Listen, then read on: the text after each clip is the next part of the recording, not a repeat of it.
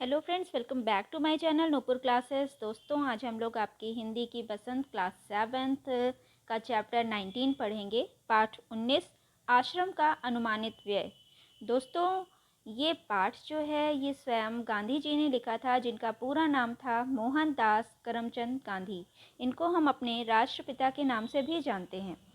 आप इस पाठ को पढ़कर ये जान सकते हैं कि गांधी जी कितनी सूझबूझ व तरीके से काम करते थे। यहाँ तक कि एक आश्रम के अनुमानित व्यय का ब्यौरा इस पाठ में उन्होंने पेश किया है। दोस्तों, इस पाठ में सबसे पहले गांधी जी ने जो आश्रम के उनका अनुमानित व्यय निकालने की कोशिश की है, उसमें सबसे पहले उन्होंने ये देखा कि अनुमानित सदस्य कौन कौन से आएंगे। दोस्तों, जब उन्होंने ये अंदाज़ा लगा लिया कि कितने सदस्य होंगे आश्रम में, तो उसके बाद उन्होंने आश्रम का अनुमानित स्थानीय वर्गीकरण शुरू किया।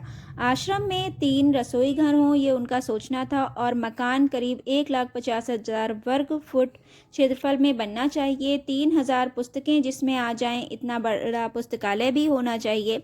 अनाज उत्पन्न करने योग्य कम से कम 5 एकड़ भूमि भी होनी चाहिए। दोस्तों, इतना ब्यौरा तैयार करने के बाद उन्होंने अनुमानित सामान को देखा। पहले उन्होंने अनुमान लगाया कि कितना सामान उनके लिए आवश्यक होगा। आश्रम में अत्यधिक सामान की भी आवश्यकता पड़ेगी, उन्होंने ऐसा सोचा। उन्होंने देखा कि खेती हेतु कुदालियाँ चाहिए, फावड़े चाहिए व खुरपे चाहिए। बढ़ईगिरी के लिए 5 बड़े हथौड़े चाहिए, 3 बसूले चाहिए, 5 छोटी हथौड़ियाँ चाहिए, 2 एरन, 3 नम, 10 छोटी बड़ी छेनियाँ, 4 रंदे, 1 सालनी, 4 केतियाँ, 4 छोटी बड़ी बेंधनियाँ, 4 आरियाँ, 5 छोटी बड़ी सड़सियाँ, 20 रतल कीलें छोटी बड़ी, 1 मोगरा लकड़ी का हथौड़ा लेना पड़ेगा। इसके साथ ही मोची के औजारों का 500 रुपये व रसोई के सामान के लिए 150 रुपये का खर्च होगा। मेहमानों के लिए एक बैलगाड़ी की भी आवश्यकता पड़ेगी, ताकि उन्हें स्टेशन से सामान लाने में कोई परेशानी ना हो। दोस्तों, अब देखेंगे कि गांधी जी ने खाने का अनुमानित जो खर्च था वो कैसे निकाला। खाने के खर्च में यदि 10 रुपये मासिक प्रति व्यक्ति लगाया जाए, तो 50 लोगों का वार्षिक खर्च जो था वो 6,000 रुपये आएगा। फिर गांधी जी की जो इच्छा थी, हम उसकी बात करेंगे।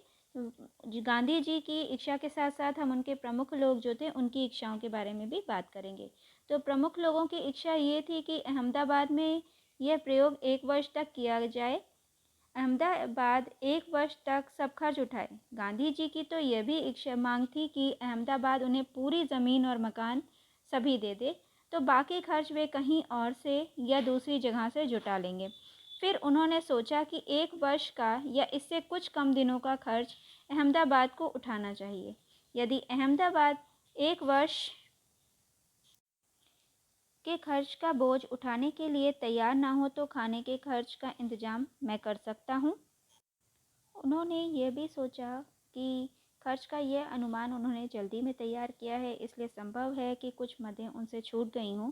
इसके अतिरिक्त खाने के खर्च के सिवा उन्हें स्थानीय स्थितियों की भी जानकारी नहीं थी, इसलिए हो सकता है कि उनके अनुमान में कुछ कमी रह गई हो। उनका विचार था कि अहमदाबाद सब खर्च उठाए तो विभिन्न मदों में खर्च इस तरह होगा: किराया बंगला और खेत की ज़मीन, किताबों की अलमारियों का खर्च, बढ़ाई के औजार, मोची के औजार, चौके, रसोई घर का सामान, एक बैलगाड़ी या घोड़ा गाड़ी। 1 वर्ष के लिए खाने का खर्च 6,000 रुपये। दोस्तों, अब जानेंगे कि गांधी जी की सोच क्या थी। उनका ख्याल है कि हमें लोहार और राज जो के औज़ारों की ज़रूरत होगी। दूसरे बहुत से औज़ार भी चाहिए, किंतु इस हिसाब से मैंने उनका खर्च और शिक्षण संबंधी सामान का खर्च शामिल नहीं किया। शिक्षण के सामान में 5-6 देशी हथकरघों की भी आवश्यकता होगी। दोस्तों, इस पाठ में आपने गांधी जी को आश्रम का अनुमानित व्यय निकालते हुए देखा, और आप लोगों को ये पाठ पढ़कर कैसा लगा, आप लोग अपने कमेंट से मुझे ज़रूर बताइए, और प्लीज़ मेरे चैनल को सब्सक्राइब कीजिए और अगर आप लोगों को ये वीडियो पसंद आया हो तो इस चैनल को लाइक कीजिए और अपने फ्रेंड्स के साथ इसे शेयर ज़रूर कीजिए। Thank you everyone.